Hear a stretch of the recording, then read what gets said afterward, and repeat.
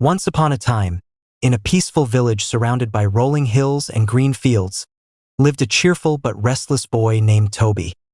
He was just 11 years old and had one important job: to take the village sheep up the hill to graze every day. The sheep were quiet. The hill was quiet. Everything was quiet. Toby had been watching the same flock of sheep for weeks now. Morning after morning, he would guide them up the same grassy hill, sit under the same tall tree, and listen to the same breeze whistling through the leaves. The sheep were quiet creatures. They never caused trouble. They only ate, wandered, and occasionally made soft bleating sounds. Toby, however, was full of energy and curiosity. He wanted something exciting to happen.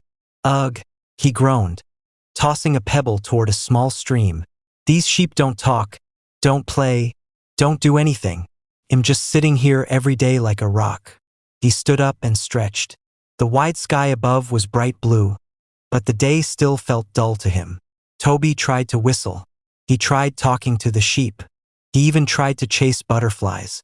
But no matter what he did, the quiet hill felt like it was swallowing up all his fun. That's when his eyes lit up with a spark of mischief. He remembered how the village elders always told stories about wolves that used to live in the nearby forest. They spoke of sharp teeth and glowing eyes, and how a shepherd's warning could save a whole flock. But I've never even seen a wolf, Toby mumbled. And nothing exciting ever happens up here. Then came the thought that changed everything. What if I just pretend there's a wolf?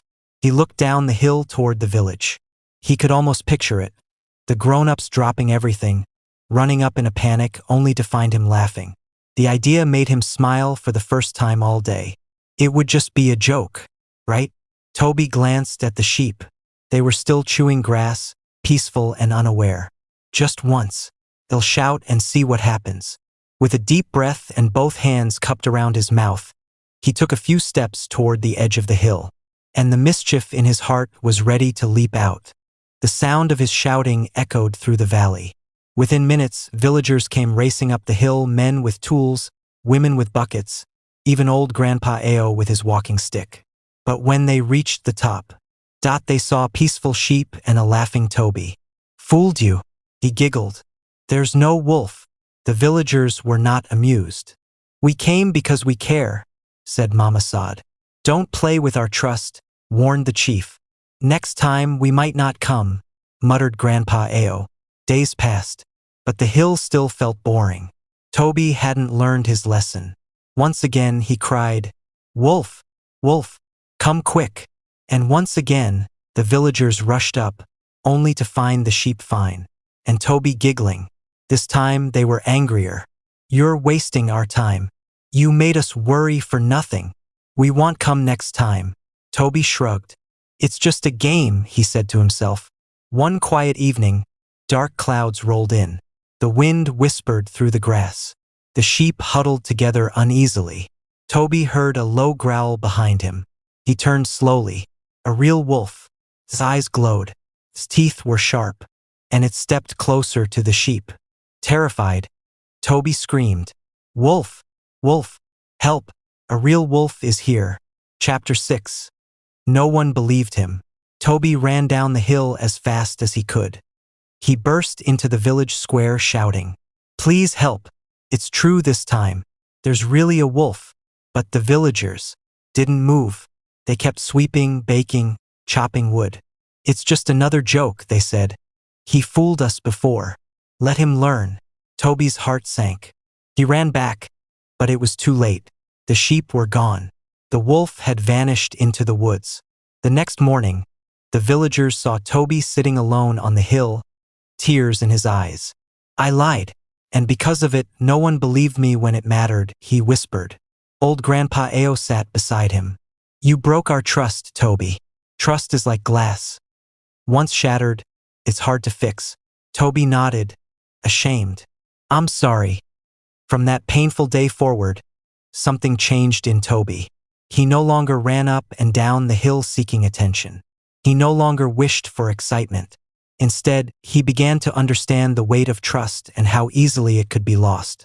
Each morning, he rose earlier than before. He led the sheep gently, made sure none wandered too far, and even gave them names, like Snowy, the fluffy white one, and Bongo, the stubborn one who liked to chase butterflies. The villagers noticed the difference. Mama Saad passed by one day and smiled. "You've grown, Toby. I see it in your eyes." Toby nodded.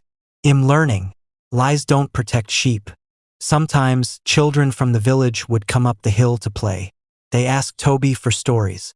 "Tell us the one about the wolf." A little girl cried excitedly. Toby would sit them in a circle and say gently, "I'll tell you, but not just for fun. This story has a lesson." And he would explain how once he told lies, and how those lies nearly cost him everything. The children listened wide-eyed, realizing that stories had meaning, not just magic. One cloudy afternoon, dark skies rolled in again. The wind picked up. Toby noticed the sheep growing uneasy. He sniffed the air. Rain. Thunder. A storm was coming. He didn't wait. He ran down the hill shouting. Not with fear, not for fun, but with truth in his voice. "Storm! Storm coming! We must bring the sheep to shelter." This time, the villagers didn't hesitate. They believed him. Together, they ran up the hill, helped Toby round up the sheep, and guided them into a barn before the first bolt of lightning struck the sky. The storm passed, and the sheep were safe. That night, as the villagers shared warm food and laughter, someone raised a cup and said, "To Toby, the shepherd who now speaks only truth." Toby smiled quietly. His heart felt light, not because of praise, but because he had earned back something far greater than laughter, respect, and most of all, trust. Years passed. Toby grew older, wiser, and became the most respected shepherd in the village. Children looked up to him.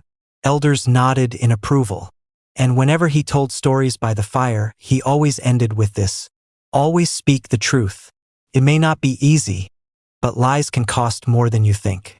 The stars twinkled above, and the sheep slept peacefully under Toby's watch.